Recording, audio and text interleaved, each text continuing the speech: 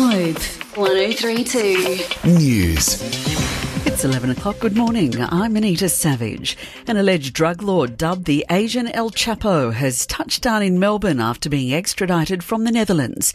59-year-old Seichi Lop is charged with trafficking $4.4 million worth of drugs between Melbourne and Sydney in 2012 and 2013.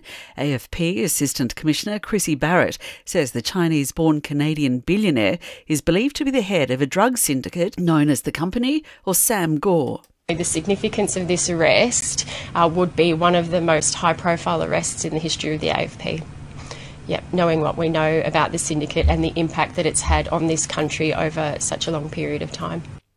New South Wales is facing its most dangerous bushfire season in more than a decade. Fire and Rescue New South Wales says hazard reduction burns are being hampered by months of rain. The rainfall also has dramatically increased fuel loads, meaning any grass fire in the coming weeks has the potential to be larger and more intense than usual. Demand for homeless support is peaking during the holiday season, but services are falling behind. Donna Seramana reports. Workers frustrated over low wages and concern over the future of their jobs have led to staff shortages in homeless services. The Australian reports the system has been forgotten in the government's funding boost in favour of other sectors like youth and family violence. Demand for support has risen due to high rents and consecutive interest rate hikes. It's led to more than 27,000 people seeking specialist housing and homelessness support in the last financial year.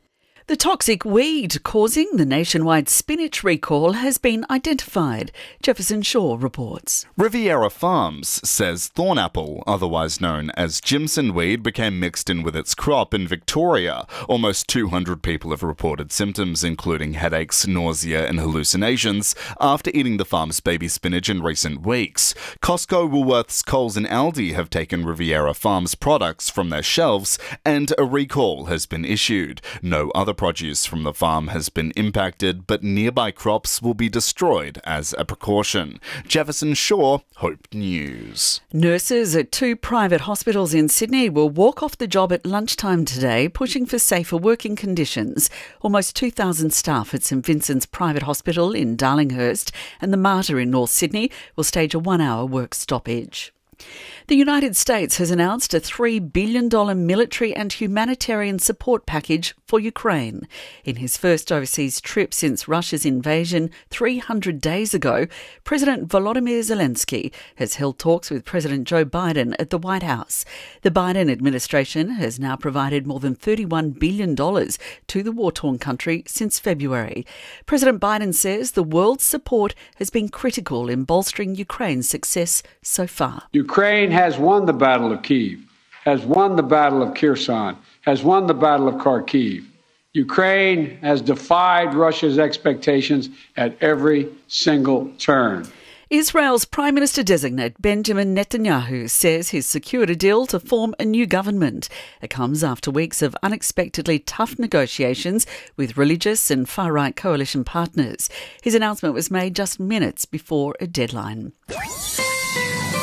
Hope weather. A mostly sunny day, the chance of showers this afternoon and evening. Light winds becoming northeasterly 15 to 25 kilometres an hour. And that's the latest Hope News. I'm Anita Savage.